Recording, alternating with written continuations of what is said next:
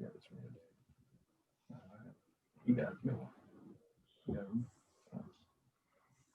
All right, ladies and gentlemen, I want to welcome y'all to our episode of Purpose Driven Pivot. I want to thank y'all for joining us via Zoom and also live on Facebook. We've got an awesome episode for you today. I know in the past that we've talked a lot about personal journeys and personal narratives associated with pivoting as it relates to your purpose, but I'm very humbled to have two gentlemen, one a good friend and one becoming a greater fan.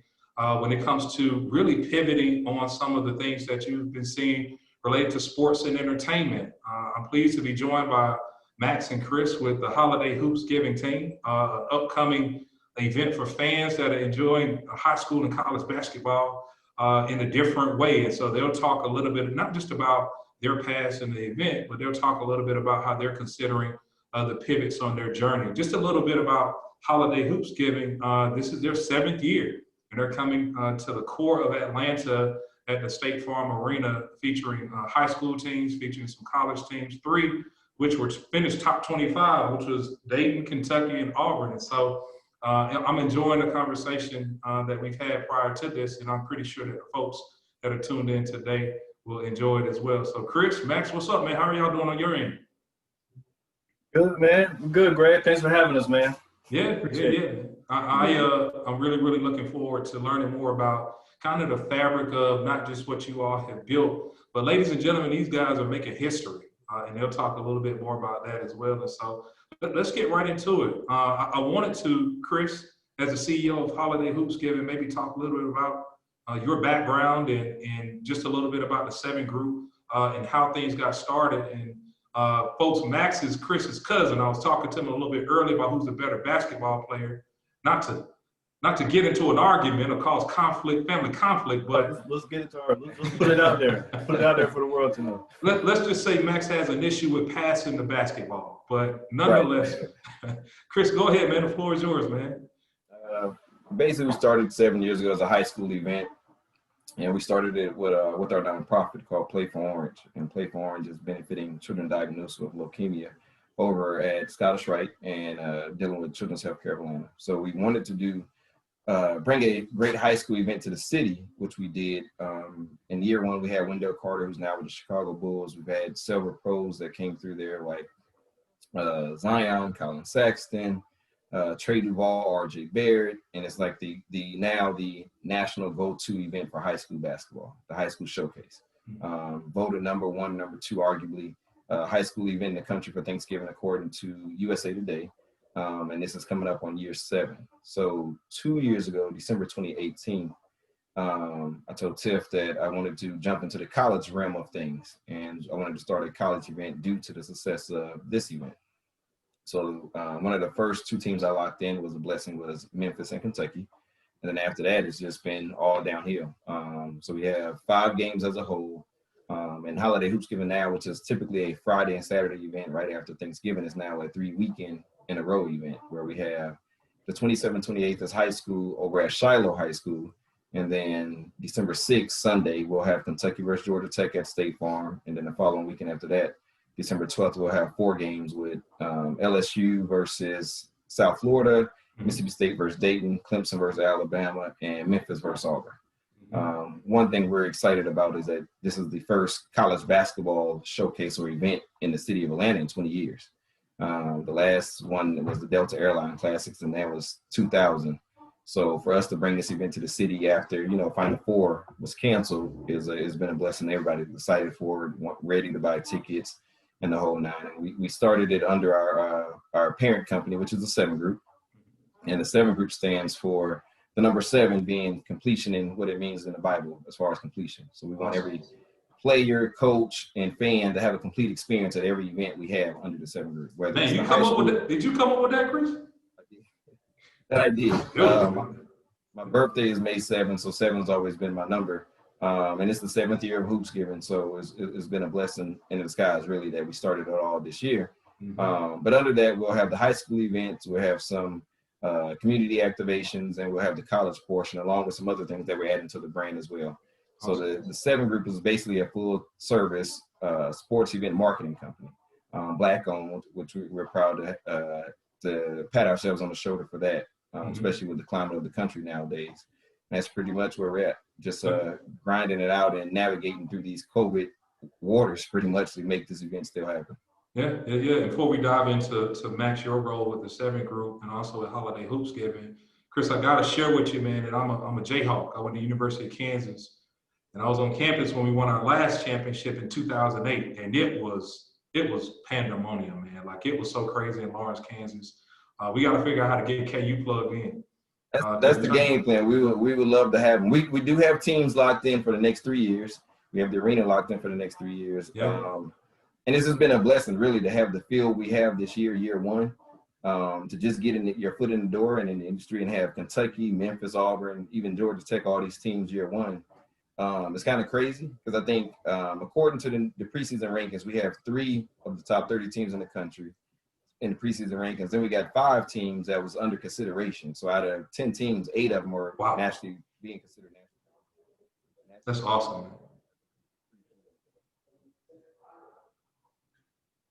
Good deal. Your audio went out just a little bit, Chris. Say the last statement that you mentioned, just a little bit. So basically, we got 8 out of our 10 teams being nationally ranked or being considered nationally ranked in the preseason rankings. So we think that's a pretty cool idea. It's a blessing in disguise because you can't go from setting the bar up here year one, and now you got to keep that up year 2 and 3. You can't go from up here where you have Kentucky and all these major schools, and now next year you have, I don't know, South Alabama. It's a big difference. No knock on South Alabama, but it's just 2 different ends of the spectrum, pretty much. Yeah, for sure. Well, I tell you, man, in the same lane of making history to start out the way you're starting here in the city of Atlanta, with bringing the colleges on board, man, I'm excited to see it. And so, Max, let's talk a little bit about your role as well as legal counsel to Chris and the team. Let's learn a little bit more about your involvement. Yeah, well, so Chris and I, we've known each other for 30 plus years. We started playing off, rec league ball when we were 7, 8 years old. And, we've just been together kind of ever since, playing AAU. We went on to play at college. I played at Florida, I played at A&M, Alabama A&M. And then after that, so I went on to law school, but really Chris kind of always kept his pulse, what was going on, with basketball. So we came up in a time in Atlanta where, we were playing with Dwight Howard, Josh Smith, Kwame Brown, some top, talent in them, going on playing at the next level. And like I said, Chris kind of kept his pulse on, the high school basketball scene, what was happening. And we came back together. We actually coached some AAU teams together. Went on doing the legal thing and consulting, and and he's been building his Hoopsgiving brand, like you said, for the last 7 years, and it just kind of made sense to to pull together our resources and talent.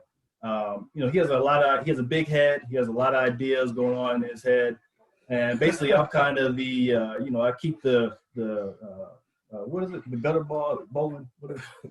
What's the 2 things? The bumper thing. Bumpers. See, I don't use those when I bowl, Max. Exactly. Well, I'm kind of his invisible bumpers, keeping things moving down the lane. Okay.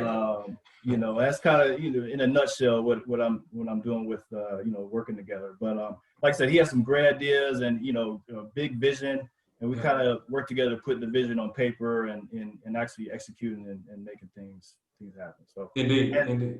Yep. But go ahead. No, finish up. No, I was just saying, and obviously it's been turned up and accelerated with the COVID thing going on, just adjusting and still be able to make things happen, with contracts and making people feel comfortable, with the event going on. And we had to adjust and make adjustments along the way, but yeah. Let's talk about that a little bit on the surface, and then Chris, I definitely want to come back to you to talk a little bit more about specifics. On the surface, Max, when you consider everything that's been happening, of course, you guys have been working, months, maybe even years to execute this vision, right? You experience, COVID-19 coming up, and we talk about making adjustments so that fans, so that teams, that everyone that loves the culture of basketball can still enjoy it.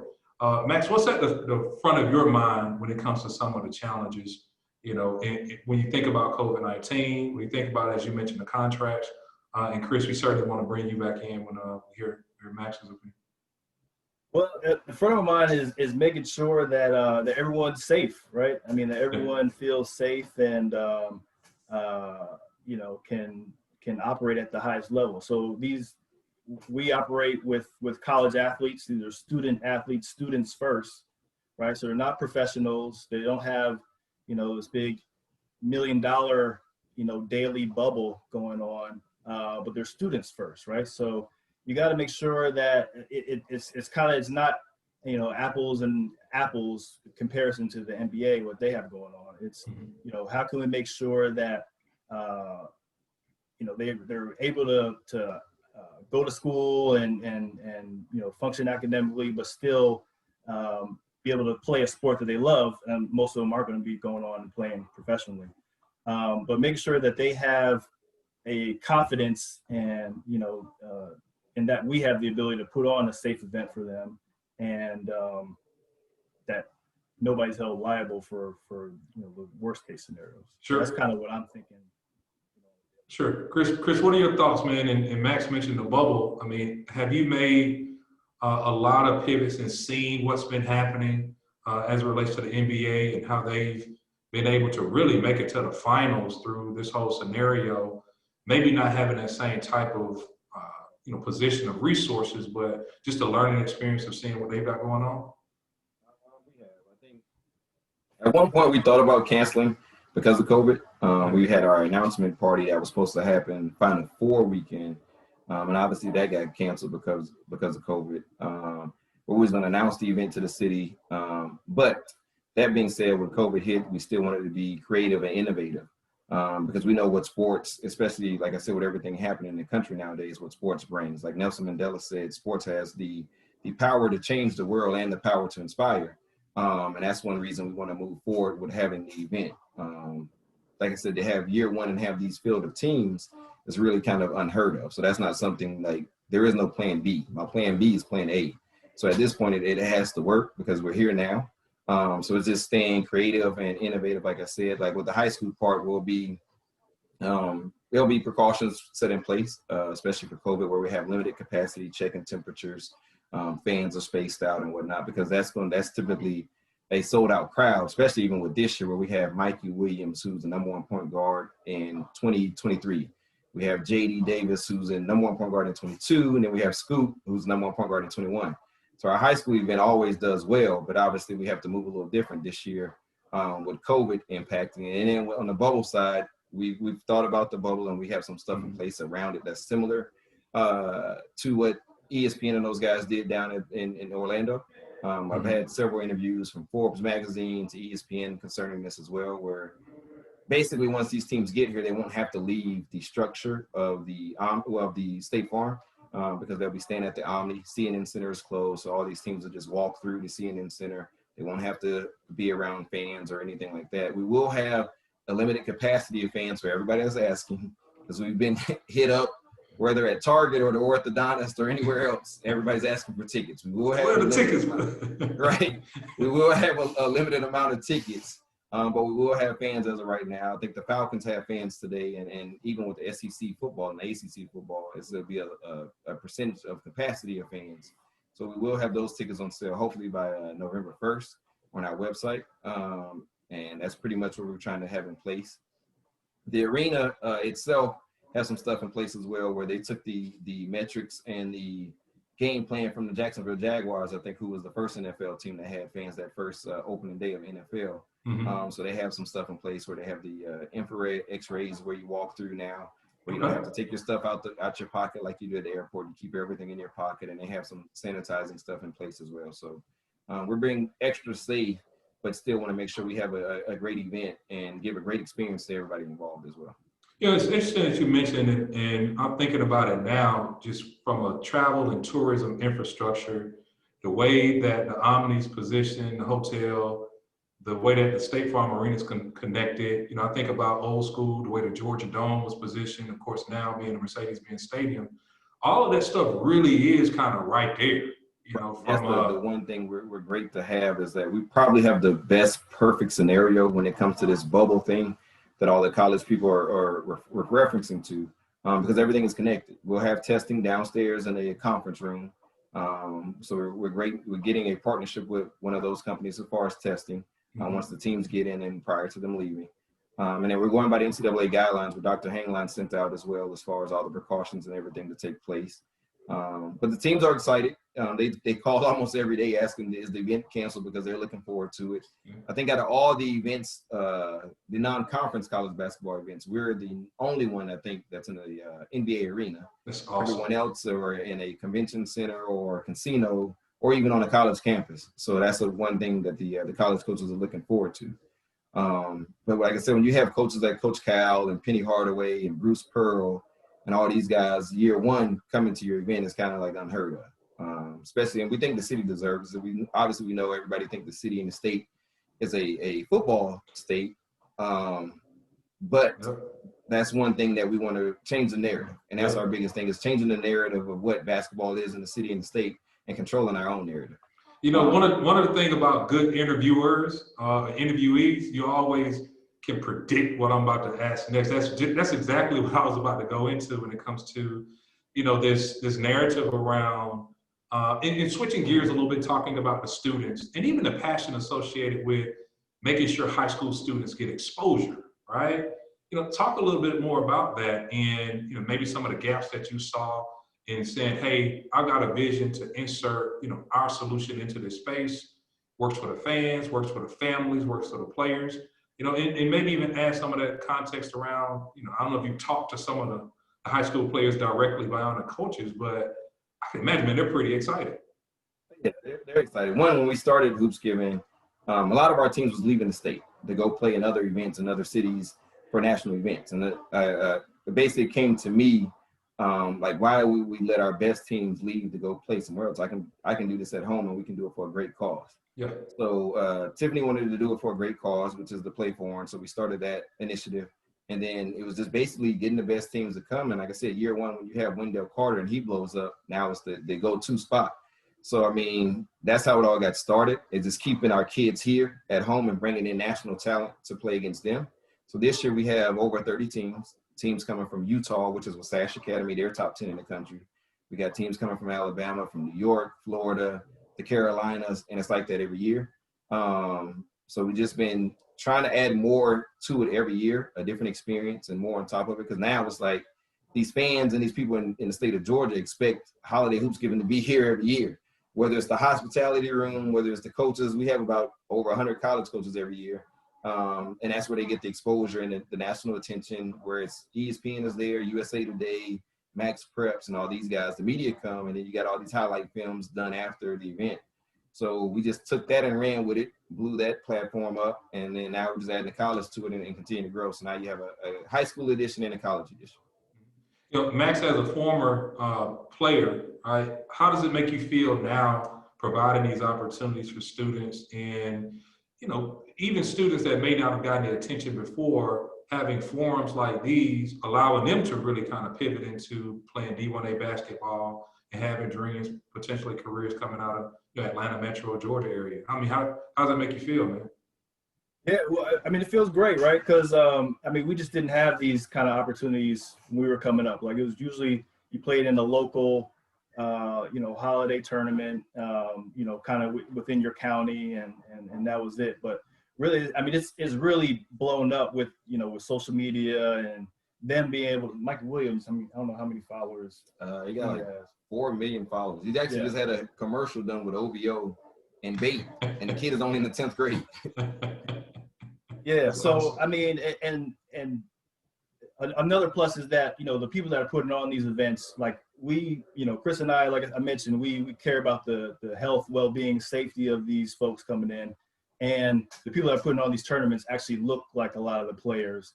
So it's something that they can kind of look into as far, you know, you don't have to just go in and try to go pro. I mean, there's a whole bunch of different avenues that you kind of, you know, be able to see and look into, and still be in touch with basketball and the sport that you love. So that's really what it's, you know, kind of about. Like, these are, I remember, you know, when I was playing, like a lot of the coaches that I had were mentors and really, you know, other, you know, second father figures that I, you know, was able to grow up with. And, that's what we've kind of been, trying to do with coaching and, putting on these events is like being that, just someone that they can, look up to, ask questions, and it's been through the same things that they're going through.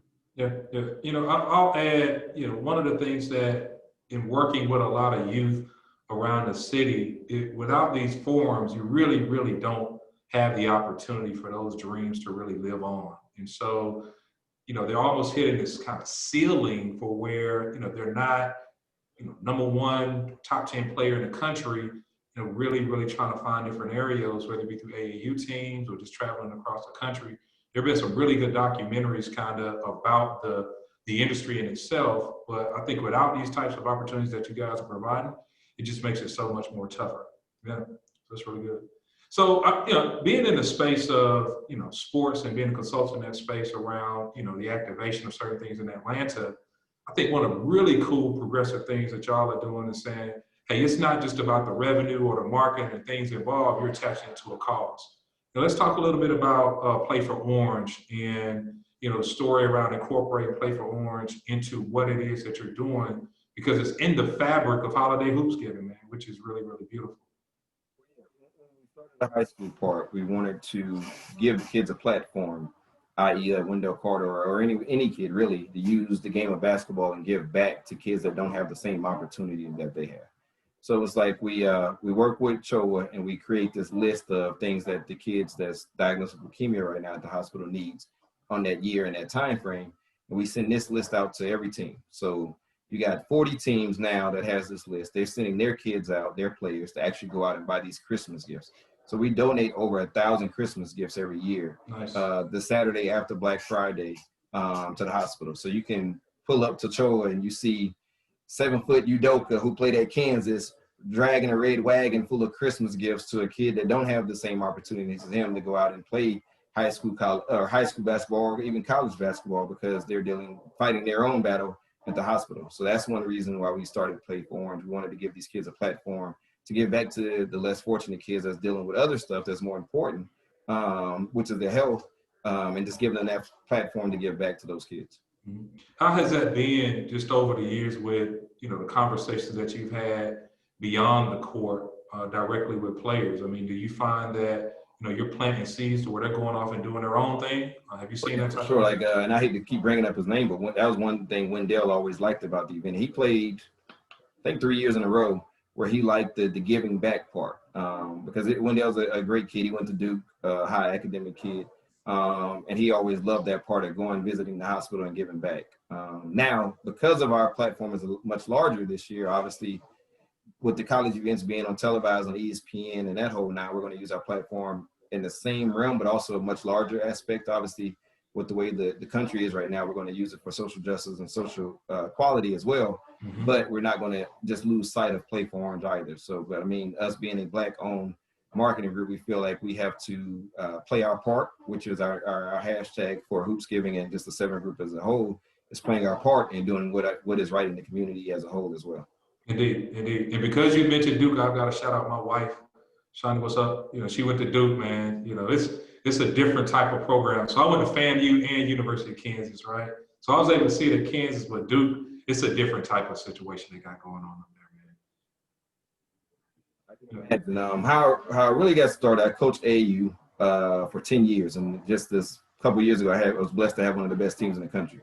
I had 7 kids that was top 100. Obviously, you're not going to like this. I had Ashton Hagans, who was the point guard at Kentucky.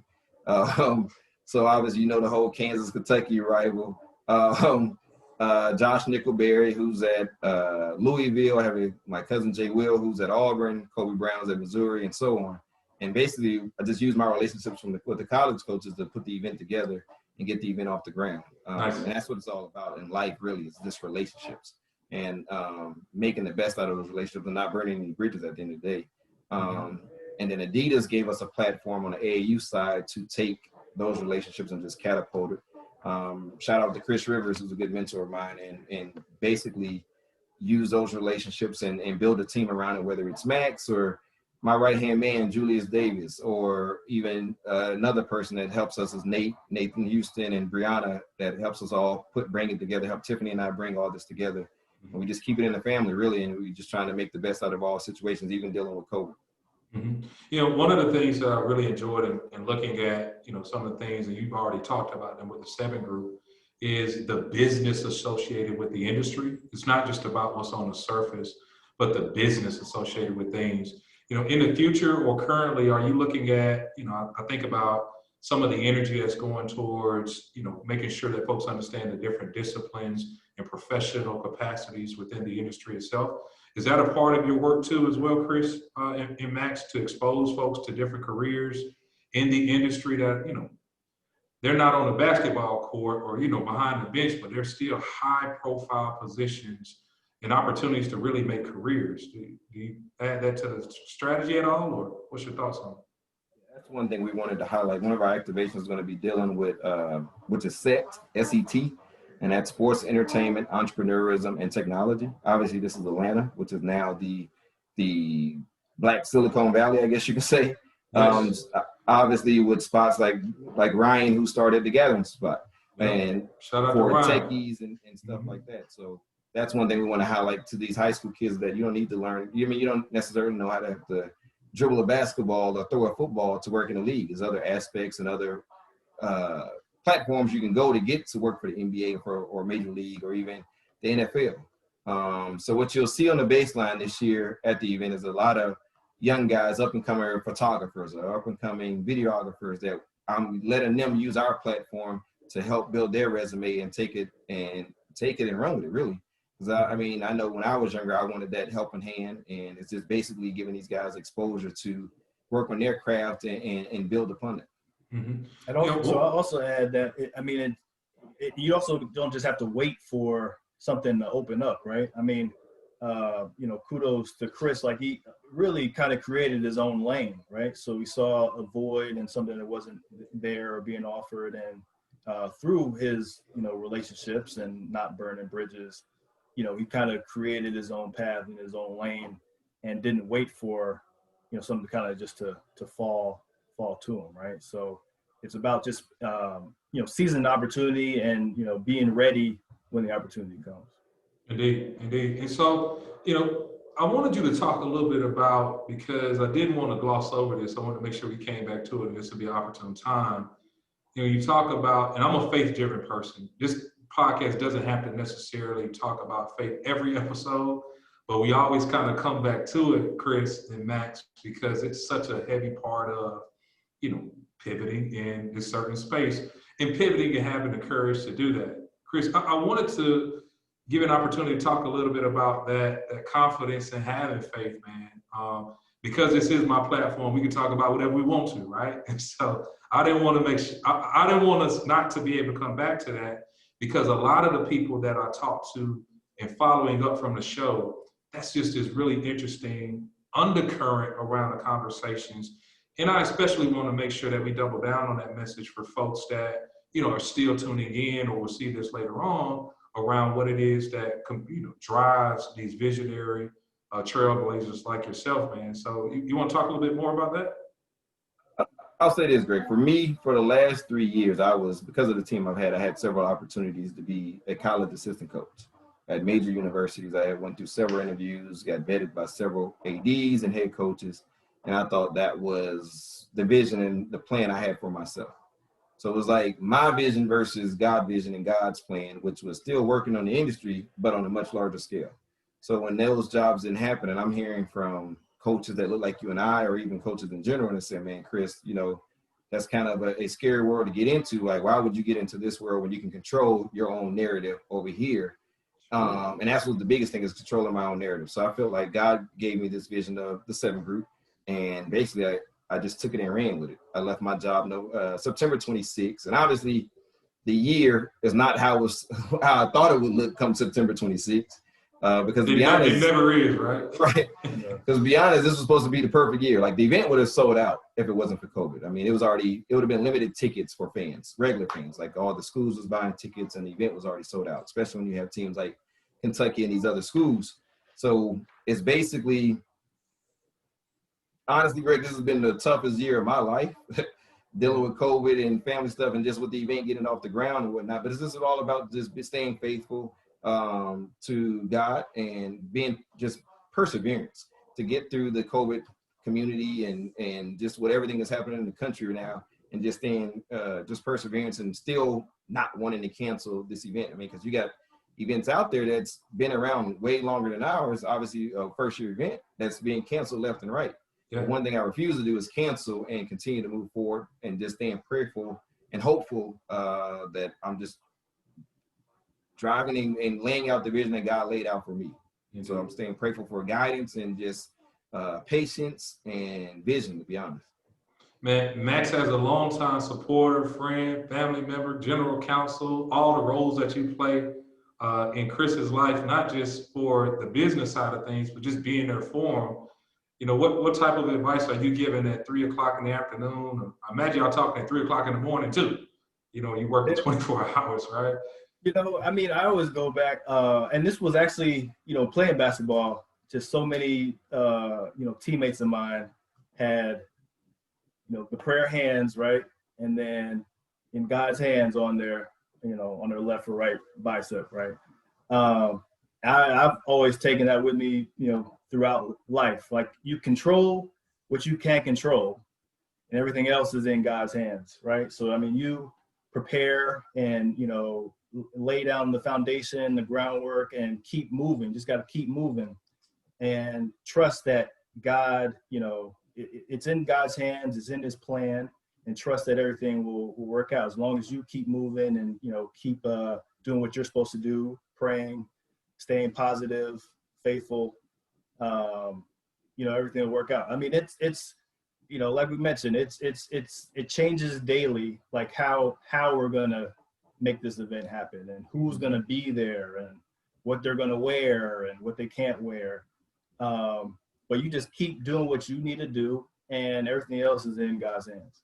Indeed, indeed. And we talk about things that, you know, every day you guys are in it. When you pull back from it and say, hey, you know, if we really had this type of connection, or if we really had this type of partnership, you know, what are some of the industries or spaces? You know, we mentioned the tech area that, you know, and just talking about tech, man, we got to link you with some people that come to mind in the tech space, because they got to plug into this. But, you know, what are some of those things that you say, man, I really wish we had more support from this particular space? Or, you know, does it come from the Atlanta Black Tech Circle that you think you could take advantage of in the first year?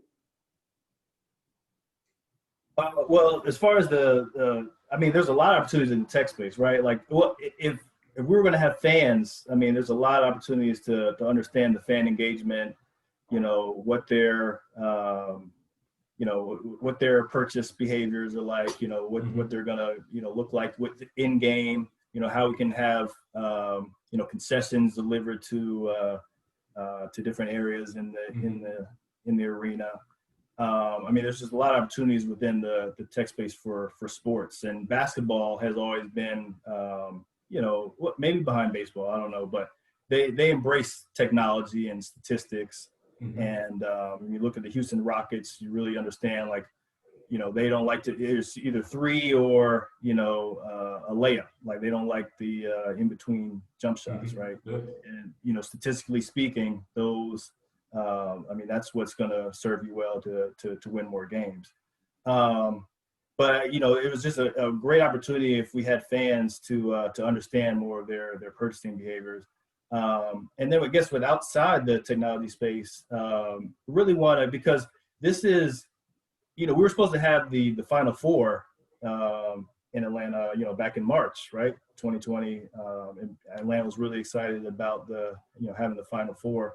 And since that didn't happen, I mean, this is the next big basketball event, right? So really, what, you know, want Atlanta to understand that, and you know, maybe getting the mayor, you know, Mayor Bottoms on board and getting her enthusiasm and engagement behind it as well, because you know, this is the first major event, first major basketball event, you know, other than the Final Four, and that didn't happen. So you know, Atlanta should be really excited about it. That's one thing I agree, is getting the city involved, because we like to look at this event as the basketball version of Chick-fil-A kickoff. Obviously, we got these great teams, great field teams for year one in a great arena. but we just haven't had much support from the city. And obviously the event is going to happen regardless or not, and it's here to stay. One thing State Farm is excited about, they want to be considered partners and not landlords because they want the event to be annual. So all the teams that's in it this year want to come next year and just play different opponents. We even have new teams for next year and 2022. So it's just knowing that it's here to stay and letting the city know who's behind it and controlling our narrative and getting them involved and just support behind us, really. You know, as executives, you know, having this vision, bringing it in a practical space, having the relationships to make it very, very practical. You know, I'm thinking about, you know, as a fellow business person, when you sit down and talk to State Farm Arena, you know, and for them to say, hey, we want to be partners with you, you know, that's really trailblazing in itself, guys. You know, I don't want to gloss over that, man. They're getting calls now, Greg. I talked to State Farm the other day. They're getting calls now from other arenas, Madison Square Garden, LA. And they're like, you know, how are you guys pulling this off with this field of teams in COVID? And Trey, who runs the arena, who's been a great support, he's like, well, it's not really us. You know, I've been looking for a guy that can call Coach Cal and get Coach Cal to call him back. And that's who we found in Chris Williams. And he was like, you know, Chris, you came to me last year and said you can get all these teams with no contract in hand, and I believed you. And he was like, you was a man on your word, and then adding more games to what you told me you could get. And he was like, you know, that's just something that, you know, we don't take, you know, mildly. So he was like, we definitely wanted to here to stay, and we're going to do whatever we can to get you to stay here as well. So I mean, they've been very supportive also. We've had some other companies that's been supportive. Citizen Trust, one of the Black-owned banks, they've been on board and been supportive as well. And then just really just family and friends at this point. You know, and it makes me think about, you know, that partnership piece, not to get political, guys, but, you know, I was talking about early voting, which starts, you know, this coming week, and how State Farm Arena's partnered with, you know, and they just keep coming up as partners that partner with the leadership over there, because it's going to be a place where you can vote now. That's the only two events left in State Farm Arena for the rest of the year. It's voting and holiday Hoopsgiving. Indeed. No other event would be in State Farm the rest of the year. Yeah. So y'all think about the future of it, man. You know, we like to keep these things, you know, under an hour. I want to make sure that I respect you guys' time as well. When we think about the future, just for a little bit, I'm not saying take your eye off of, you know, year one, which is tough to do sometimes, right? When you think about the future, the way you influence the sport itself, the way you influence the business, the way you influence, you know, economic impact when you talk about travel and tourism. You know, what comes to mind for the future of the 7 group, particularly Holiday Hoopsgiving in Atlanta? You guys got other brands, right, that are associated with, you know, what you do across the country. You know, what are your thoughts, man? Continue to grow the high school portion.